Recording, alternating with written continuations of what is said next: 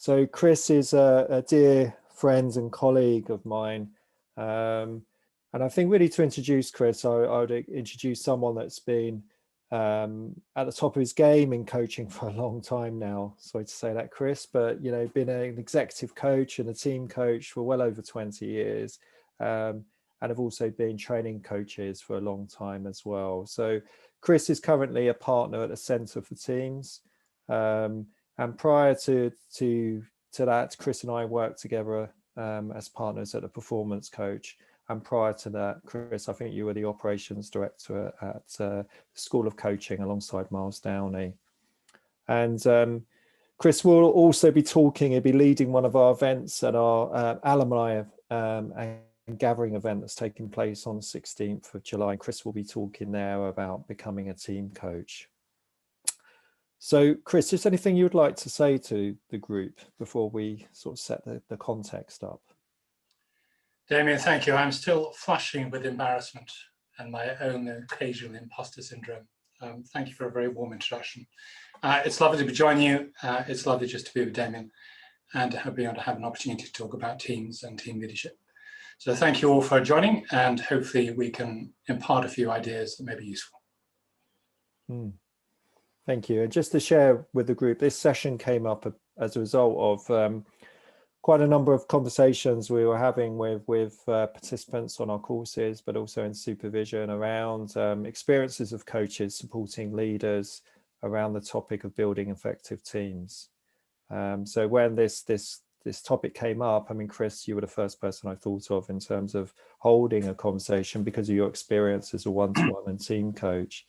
So that's really where I'd like to take the conversation today. And whilst I appreciate our CPD event, we're going to look at more coaching the team. Here, we're really looking at working on a one-to-one with a leader around supporting them to build an effective team. So I suppose as I name that and you start to think about your experiences, what would you say to a coach that's moving into this dialogue with a leader around supporting them to build an effective team, maybe to develop an existing team or build a new team? Damion, thank you. I think probably the first thing is, it may sound rather draconian, but actually make sure it's on the agenda. Make it part of your contracting. The part of your work may be for the leader, but it also may be about their team. And I think there is sometimes almost a slight blindness for us as coaches, and we work with an individual. But anyone who calls themselves a leader or a manager has a team, and it is inextricably linked with their work. So can we legitimize and create a remit that is a purposeful and useful source of inquiry? And before we get into the detail, I think the other part is just recognizing the context.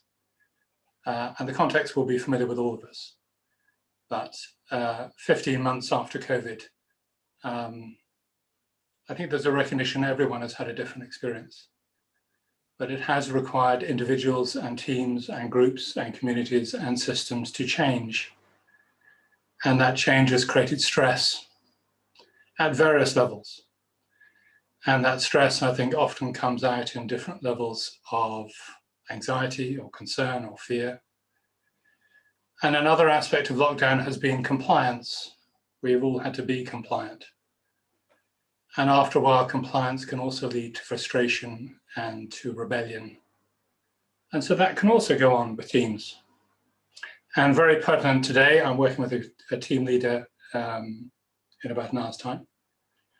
And one of the challenges they're having as an organization is, as they move out of COVID, this drive to get back into profitability, this drive to push forward targets and agendas, and a sort of rather uncomfortable recognition that people are also tired after this experience.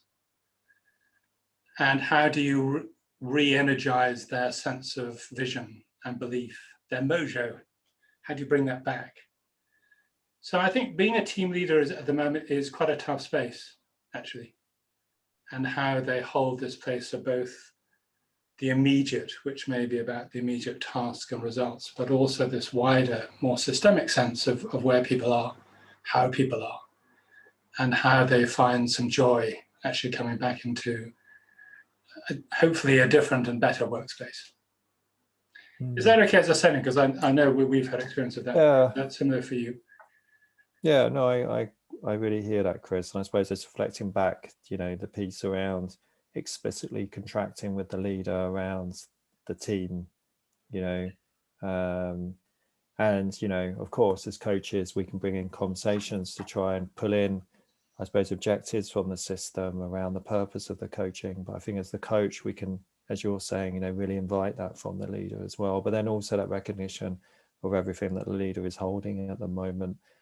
And therefore, for me, while the coaching space can be so nourishing for them as a space where they can really explore those tensions they're experiencing with, hybrid working or mental health, all these other areas that they're being asked to look at now.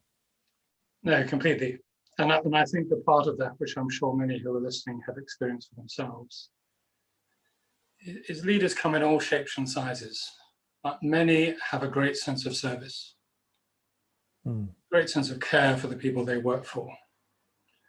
They can sometimes be blind, as we all can be, to actually the impact of 12 hours on Zoom, or the tasks and demands that are being made of them by their bosses.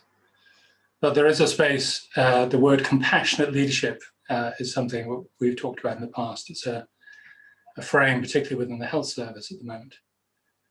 And there is an important point of starting this conversation of how we invite leaders to also be compassionate with themselves and to show that for themselves with a lot of drive to be perfect.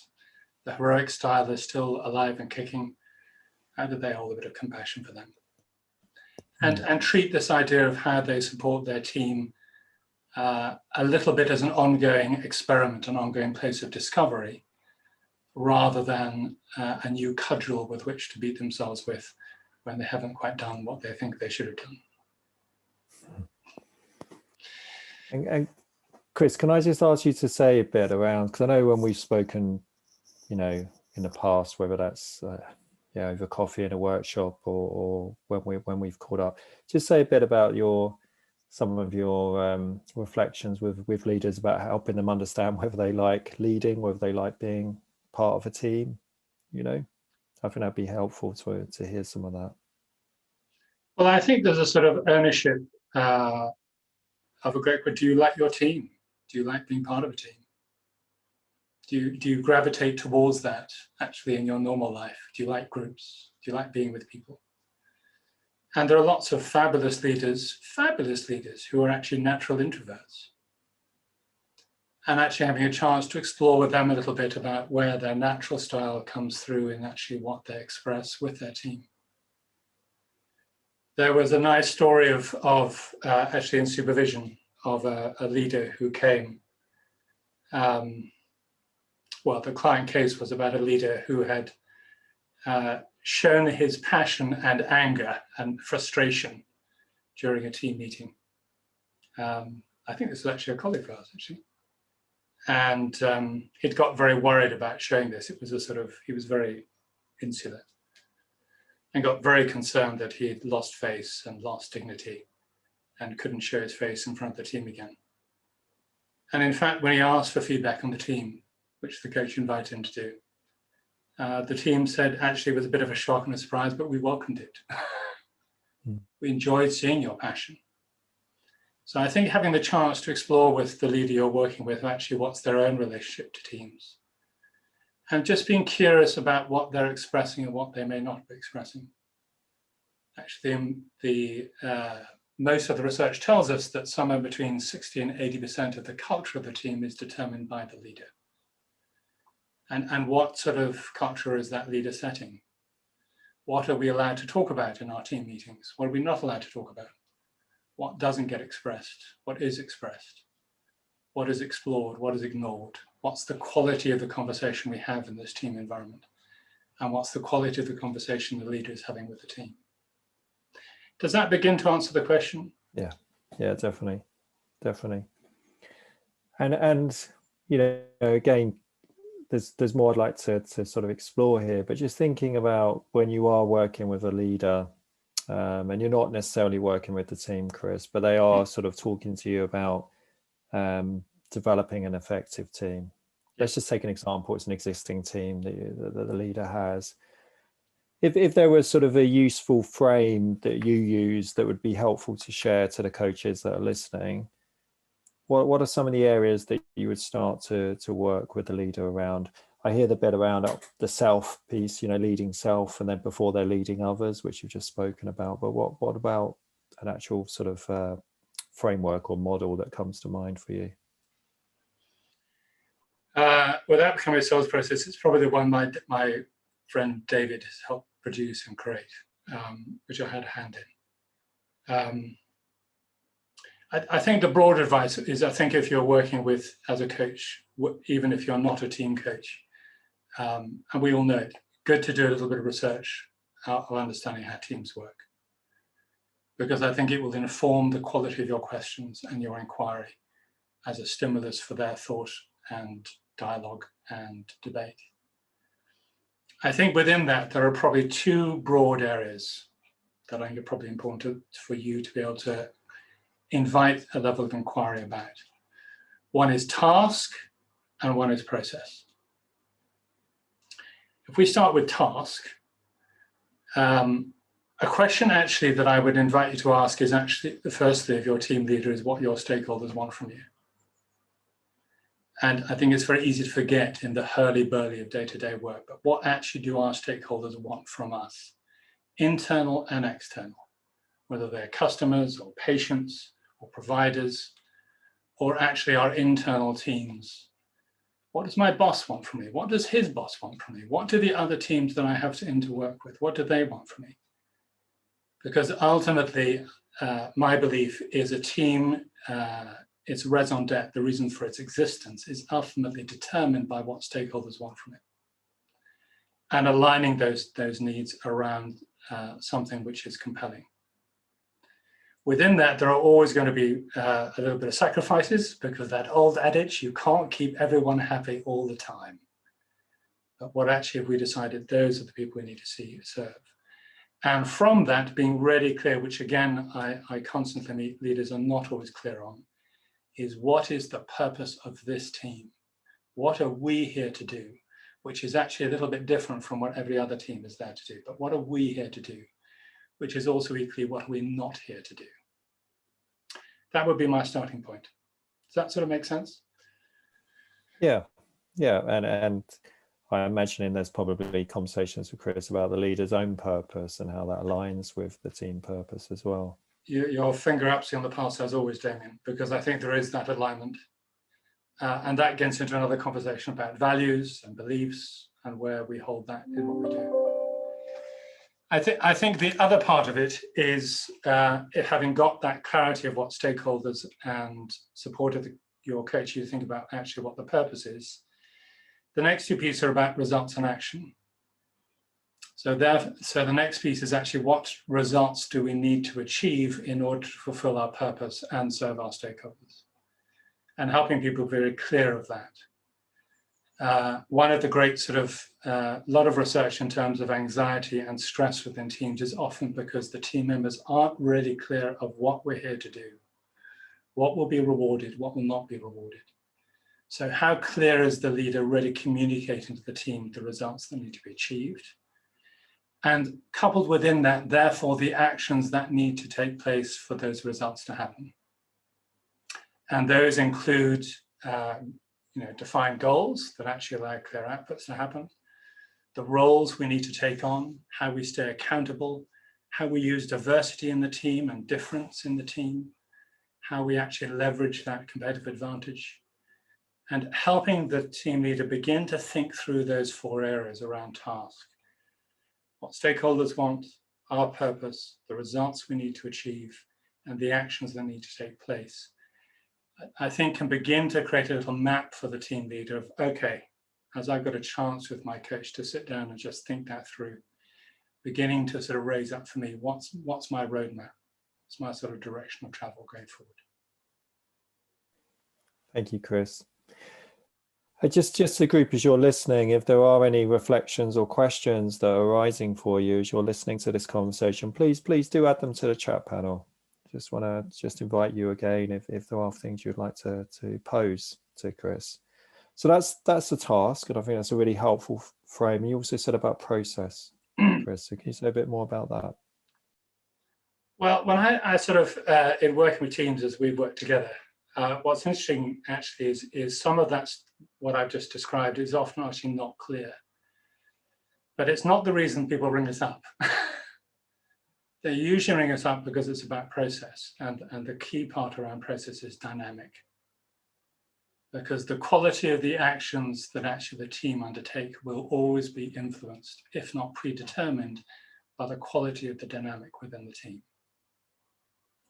And that dynamic you could think of as perhaps the hidden forces within the team.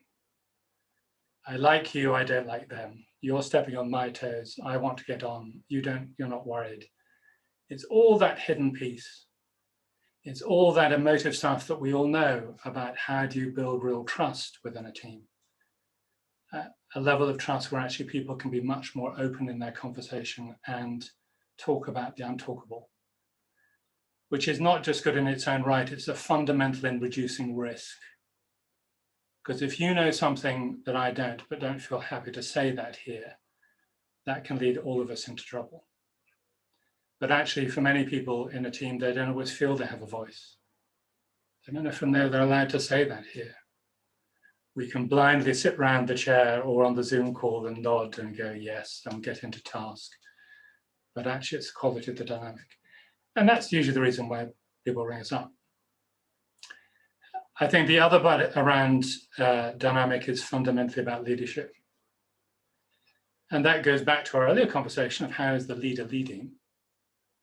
About how much does a leader recognize that part of his role as the leader is not just to set direction. He has at least two other roles, or she has at least two other roles. One is to manage, which, forgive me, is usually actually about compliance. It's about our quality and standards being met.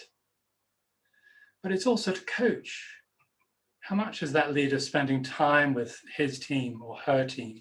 How much time are they sitting down with somebody and actually supporting them to think something through and allowing them space in which to actually convey what they feel they need to convey? So those two elements, actually, how does the team support the dynamic and face it? Because I think a lot of team leaders are naturally concerned about opening that box. They think it might be a Pandora's box. But actually, my experience, if you don't deal with it, it will come back and bite you very hard. Being curious in myself, how am I leading?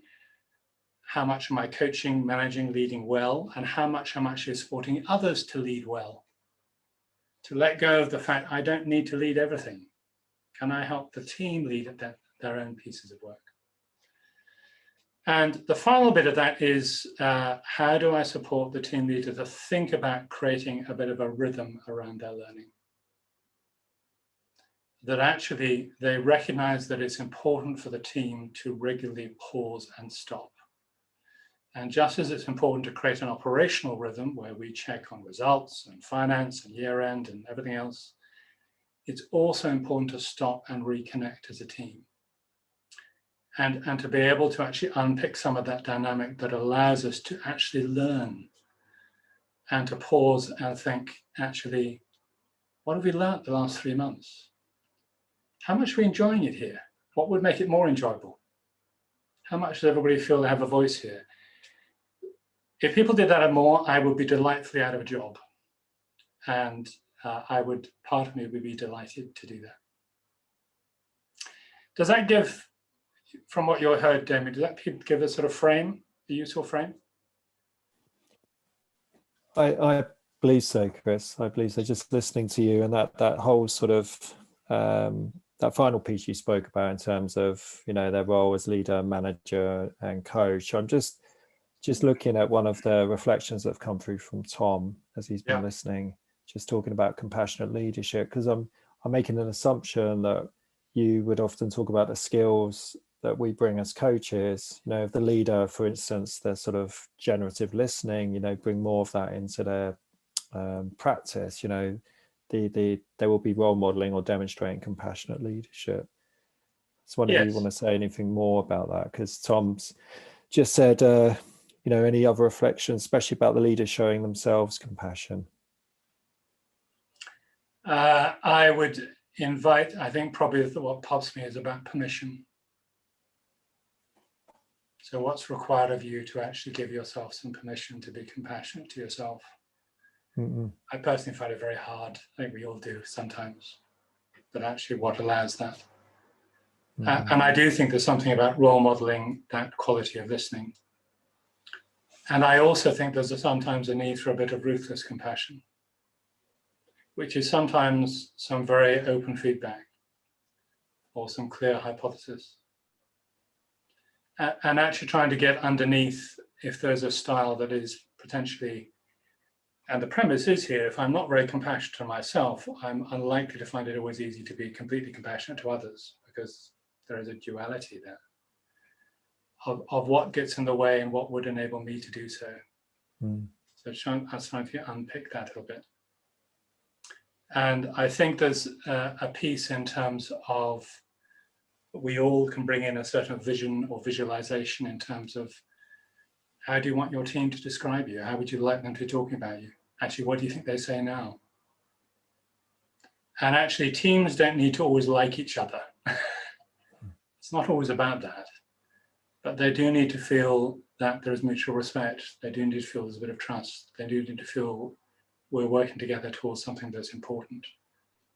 And that I feel led in that. And that led is sometimes in task, but sometimes it's also in process. And I just see another question, I think there from, what are we here not to do? Yeah, that question that you reflected earlier, Chris. Yeah. But just before we go there, John's reflection around shifting the energy. So say if you're working with a leader who's, in my words, more command and control, and that's becoming evident, and there's a sense of them wanting to be an effective team leader, what would be your thoughts around maybe helping them to shift their style? I mean, how would you approach that? I think as probably what actually everybody already knows is, can I put something on the table? So first we need to probably actually bring out command and control, something that's a bit directive. Is there a sense of that's present in the room? It's on the table between us. There is acknowledgement that that is present. And then I think actually if we can get some clarity of that, of the consequences of that for themselves and for others. And also, as for me, a level of inquiry of what's driving that. And my own experience is it's usually fear. It's usually concern. And it's the same fear of a parent saying to a child, don't step in the road. It's a fear of the consequence of what will happen, and sometimes a catastrophizing of that. And actually the result is actually, I'm not trusting the team. And the team feels untrusted. And then it can fracture. So beginning to sort of potentially create some hypothesis and some inquiry in terms of what's the result.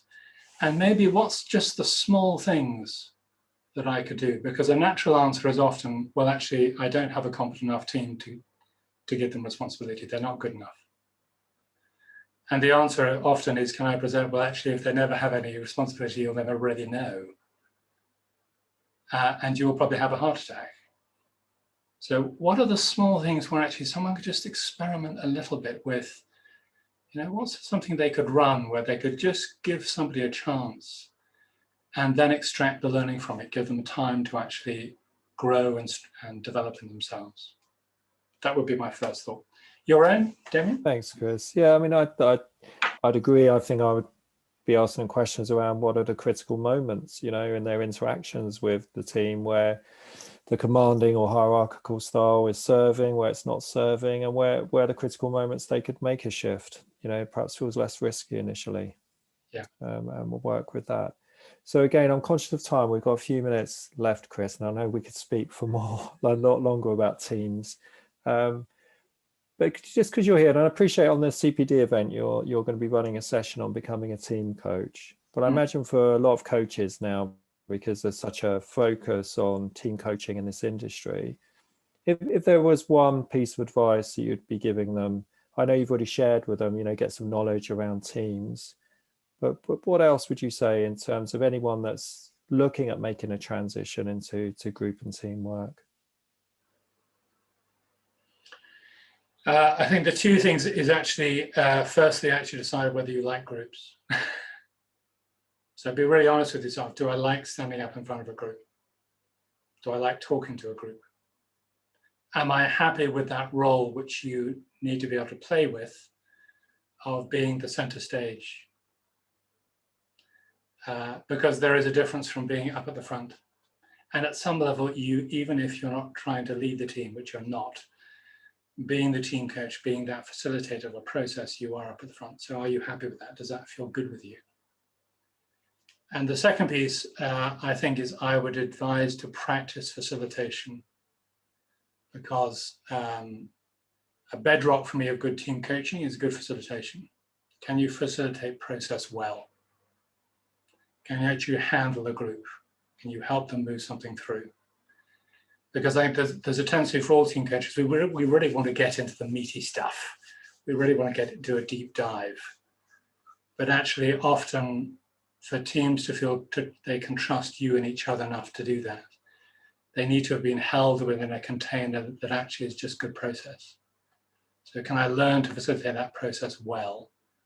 Because actually, if I can do that well, the bits in between and the bits which go deeper are, for me, the team coaching is when often you're asking the team to confront its own process and to do something creative with that. And if you can be comfortable with facilitation, you'll find the next bit much easier. Thank you, Chris. And just picking up on that, Lucilla's just asked, made a request around any good books or reading that you would suggest for coaches to go and have a look at. Well, it's a sort of gift, actually. So my friend David is out actually next month. It's called Adaptable Teams, Psychology and Process. And that's out next month. David Webster is the author. I would go and look at some of the seminal work. Two guys who really should have had a Western named after them, called Katzenbach and Smith. Katzenbach and Smith. The Wisdom of Teams and the Discipline of Teams. And I would also look at Kit DeVries, some of his work, actually. There's a nice book called, I think it's called, forgive me, it's slightly slipped out of my, but it's called, I think, The Hedgehog Principle, which has a lovely metaphor of hedgehogs trying to meet with each other, which they do when it's cold. And if they get too close, they hurt each other because they prick each other. If they're too far away, they get cold. So it's a bit like a team. How do we get close enough that it works without losing each other and being apart? So those are three at the top of my head. Yeah, and a couple additional ones I just had in. So Leadership Coaching by Peter Hawkins. It's his 4th edition. Yes, now I know, coming very out. good. It's a good book. Sorry. And Group and Team Coaching by Christine Thornton, because that gets underneath the dynamics. Again, I think it's a very helpful guide for coaches. And for leaders as well, I'd say Patrick Lencioni and 5 Dysfunctions of Teams is quite good. Yeah. Although I'm looking forward to seeing David's book coming out. David will also be running a session on the CPD event, just in case anybody's coming along.